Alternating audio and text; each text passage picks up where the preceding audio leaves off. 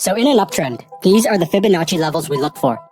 First, the 50% Fibonacci level, which is what we call good because it represents a deep pullback within a moving trend. Next is the zone and area between 50% Fib and 61.8% Fib, which is what we call great because it represents a deep pullback within a moving trend.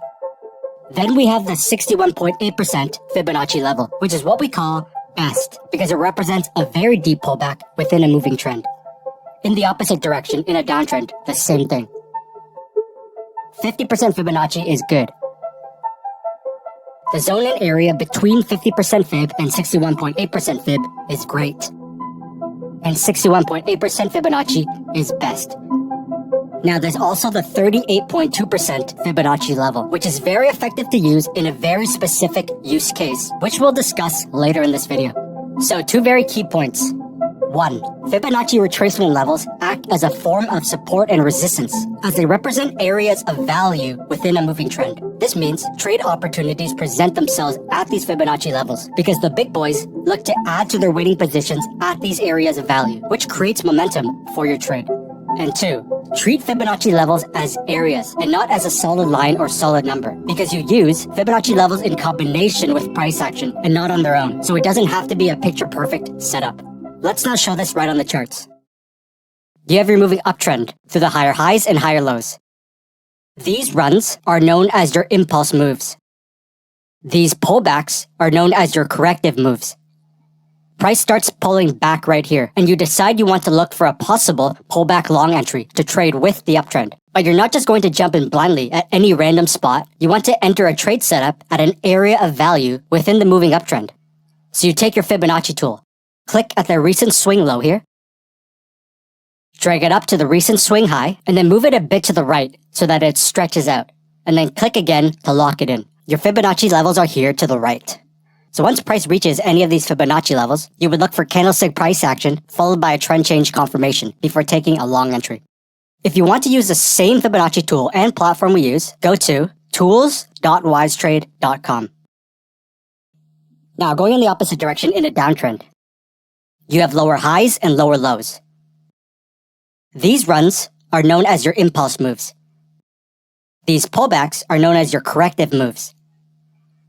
Price starts pulling back right here, and you decide you want to look for a possible pullback short entry to trade with the downtrend. But you're not just going to jump in blindly at any random spot. You want to enter a trade setup at an area of value within the moving downtrend. So you take your Fibonacci tool, click at the recent swing high here, drag it down to the recent swing low, and then move it a bit to the right so that it stretches out, and then click again to lock it in. Your Fibonacci levels are here to the right. So once price reaches any of these Fibonacci levels, you would look for candlestick price action followed by a trend change confirmation before taking a short entry. Let's now show this combined with price action. You have your uptrend through the higher highs and higher lows. Price pulls back to the 61.8% Fibonacci level, which represents a very deep pullback and an area of value within a moving uptrend.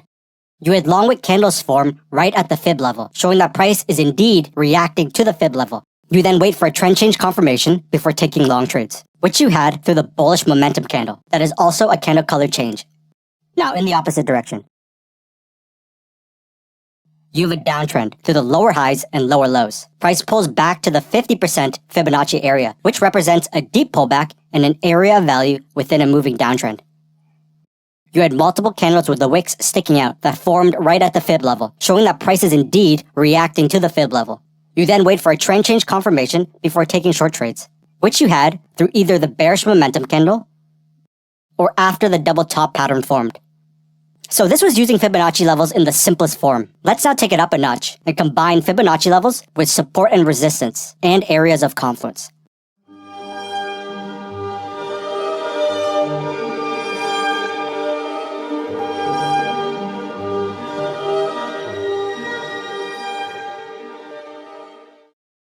Combining Fib levels with support and resistance in areas of confluence gives you higher quality trade setups, meaning a higher percentage chance of success, and of the trade going a greater distance for higher profits. So this reversal point here gives you a key level. This here is your area of confluence, where the support level, moving average, and Fibonacci all lined up perfectly. Once price pulled back to the area, you had a long wick candle form right at the area of confluence, and with the wick touching the 50% fib level. You also had a candle color change and inside bar, which shows momentum loss. Once you had an intraday trend change confirmation, you would look for long entry points. Let's show this again. You have a moving downtrend, followed by consolidation, then a break above and higher high, which shows the start of a fresh trend change and upwards momentum. These two reversal points here give you your key level. This here is where the support level and 50% fib level both lined up.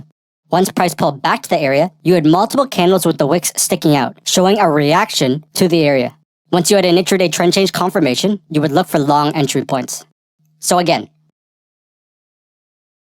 these reversal points give you a key level. Price breaks through the very key level, showing how strong the uptrend is. Now you don't know if this is a false breakout or not, so one way to get around this problem is to look for a pullback entry, which you had right here, where the support level, moving average, trend line, and 50% Fibonacci all lined up perfectly, making it an area of confluence. You had multiple candles with the wicks sticking out and a double bottom pattern form, all which shows a reaction to the area. You can take a long entry after the bullish momentum candle and higher high, or for an earlier entry point, look for the intraday trend change confirmation. Now, going in the opposite direction in a downtrend. You had a short trade set up here, where the moving average and key level both crossed. This is also where the 50% fib level lined up. You had a candle color change and wicks sticking out, and created a successful short trade. Another short trade set up here, where the moving average and key level both crossed. This is also where the 50% to 61.8% fib zone lined up. You had multiple long wick candles form, showing a reaction and another successful short trade. Another short trade set up here. This is also where the 50% fib level lined up. You had multiple candles with the wicks sticking out and a double top pattern, all which shows a reaction and created another successful short trade. Let's show this again. This is the Tesla stock. You had a moving downtrend through the lower highs and lower lows, so you want to trade with the trend. This here is your key zone because of these reversal points. The 50% fib level also lined up perfectly. This presented two quick lower time frame short trades, in and out for a quick profit. Now let's go through a multi-time frame trade we took. You had your double bottom and break of trend line and higher high, showing a new uptrend and bullish momentum, so you want to trade with this upwards momentum. Price then pulls back to this support zone that was created from these two reversal points. And this is also where the 61.8% fib level lined up, which is a high quality fib level. This is also the start of an inverse head and shoulders pattern, which is a reversal pattern, and this would be an aggressive right shoulder early entry. Once price reached the area, you had multiple very long wick candles reacting to the fib level and support level, which presented a long trade opportunity. Now, a reaction does not equal a trade, as price can stall at the area and still continue downwards. Because don't forget that this is still a current moving downtrend. So what you do is, you need to look inside of these long wick candles, but on a lower time frame for any form of price action that signals a trend change from a downtrend to an uptrend. Let's then pull up the intraday time frame and put it beside this one. So on the left is the main time frame we just looked at, and where you found your trade setup. And on the right is the same asset, but using a lower intraday time frame. This area here, where you identified the long trade setup, is this same area here on the lower time frame. What you had was a rising wedge pattern, and once the pattern broke above with a higher high, this confirms the trend change from a downtrend to an uptrend, and is when you would start looking for a long entry point using our entry and exit strategy. Let's now get into how to use the 38.2% Fibonacci level.